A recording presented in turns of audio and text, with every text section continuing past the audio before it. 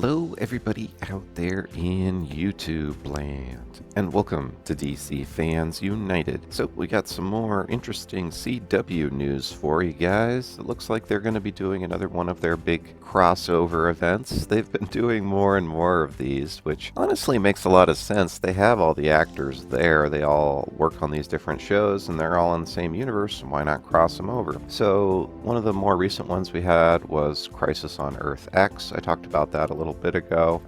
We know when it aired, but now we're looking at an event which they're calling Crisis on Infinite Earths. So there's quite a few things about that I find interesting. Aside from the name itself, I'm not really sure what all they're using from Crisis on Infinite Earths. So they are going to be having two Supermen. So my initial reaction is, oh cool, it's called Crisis on Infinite Earths and they have two Supermen. It must be, Superman and then Superman from Earth 2. But what they're doing a little bit different is instead of Earth 2 Superman, they're going to have Kingdom Come Superman. So that's a cool idea. I actually really am a big fan of Kingdom Come. I know a lot of people don't like Mark Waid and they kind of let that bias them to the book. But the art alone, and honestly, I think it's a really good story. I've always been a big fan of Kingdom Come and Kingdom Come Superman. So I think it's pretty cool that Brandon Routh is going to be playing Kingdom Come Superman. I just find it a little strange that they decided to go with Kingdom Come Superman instead of Earth 2 Supes. I mean,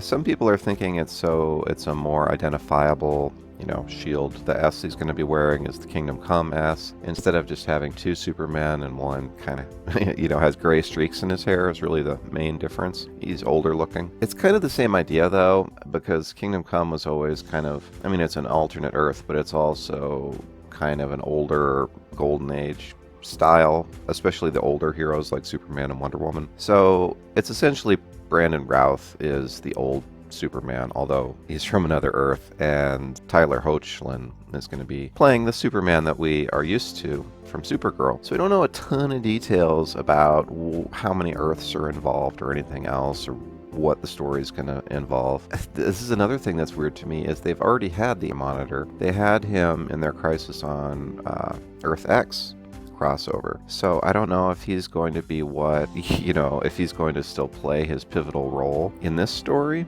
You would think so, but I don't know. I really hope so. It seems a little strange to have Crisis on Infinite Earths without the Monitor. You basically have to, and of course the Anti-Monitor as well. So I don't know if they're just using the name. Like, I literally haven't seen anything that indicates that it's based on the Crisis on Infinite Earths comic. But I am hyped for it overall. I mean, Brandon Routh, I did think his portrayal of Superman in Superman Returns was good. He looked fine as Superman, and I liked his kind of Christopher Reeve-esque suit and style and everything. I just felt the script had a lot of problems that really basically kind of ruined the movie. I mean, they had Superman act out of character in so many ways.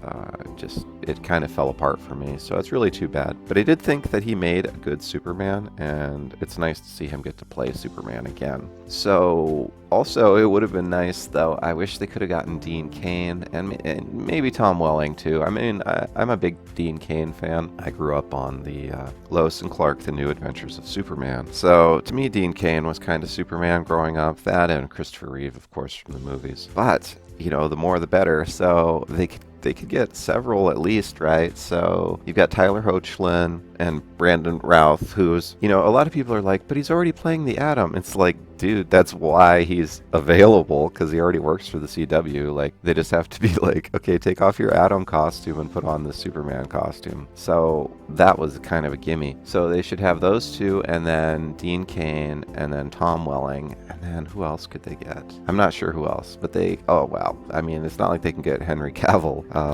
WB can't even get Henry Cavill, it seems like. No, actually, Henry Cavill's more than willing to play Superman for Warner Brothers still. They just haven't written him into any scripts. And honestly, I think it's because they aren't willing to pay what he costs, which to me is just greedy. Like, come on. Like, him not being in the end credit scene in Shazam, that was really kind of a lame cop-out. So, in any case, I am kind of excited for this crossover, and they're revealing more and more. So, aside from the two Supermen, we also know that Burt Ward, hero, Robin from the 1960s Batman series. He's going to be in the show. So he's going to cross over. He's obviously going to be a Batman-related character, but they haven't explained who he's going to be yet. I mean, personally, I think it would be cool if he could play Batman, or at least Nightwing, or at the very least Robin, but I mean, he's very old. I mean, he's an older man now, so they ought to have him play Batman. I think that'd be cool. It's a Crisis on Infinite Earths, too, so it would be fine for him to play an older Batman. He's from an alternate Earth. He's only going to be in these few episodes, or one episode, probably. It's fine. You know, he doesn't have to be their main line Batman, which we don't even know if they've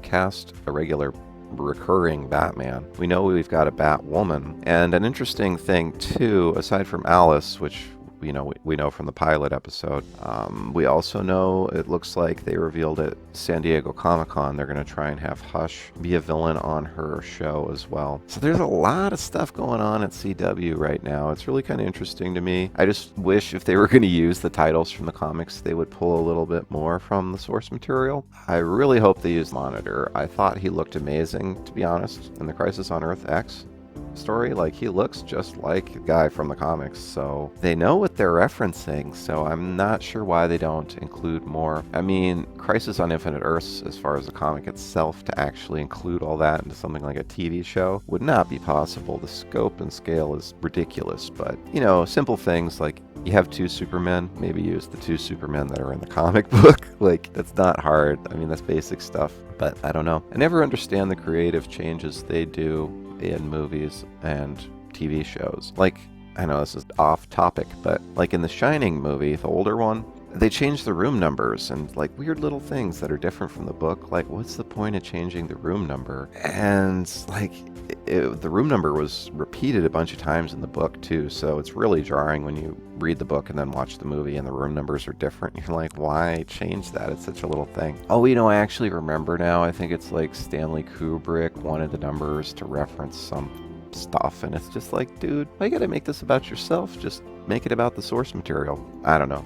I like straight up adaptations, I think, more than whatever creative adaptations where people tweak it to such an extent that it's almost irrecognizable from its original source material. So way off topic here. The news of the day is we have two Supermen, Tyler Hoechlin and Brandon Routh. They're going to be on CW. So that's all for now. Thanks for watching. Really appreciate it. Be sure to hit the bell for notifications. Be sure to subscribe if you haven't. And as always, thank you for watching and being a part of DC Fans United. End of line.